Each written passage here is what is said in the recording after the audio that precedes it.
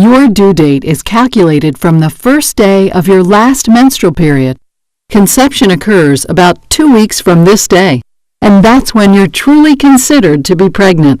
During a menstrual cycle, one of your 2 ovaries matures an egg within a follicle.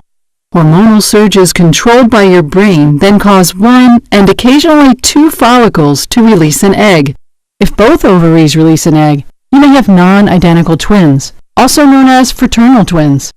Long, finger-like projections sweep the egg into the fallopian tube. The egg travels down the fallopian tube, pushed by tiny hairs, and awaits the arrival of sperm. About a teaspoon's worth of semen enters the vagina, containing roughly 300 million sperm. Less than 100,000 will pass into the cervix to begin their 6-inch journey to the egg. A long, whip-like tail propels each sperm toward the waiting egg. Most sperm will lose their way. Only about 200 sperm successfully reach the egg. Fertilization occurs when 1 sperm penetrates the egg, combining their genetic material.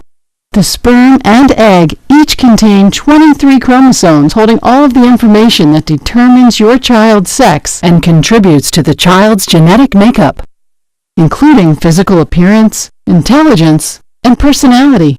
It's a boy or a girl. You just don't know which yet. Within 24 hours of fertilization, the egg, now called a zygote, divides into 2 cells.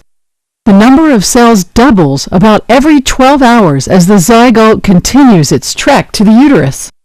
During this early stage, if the cells split into 2 separate groups, instead of remaining attached, you'll be doubly blessed with identical twins.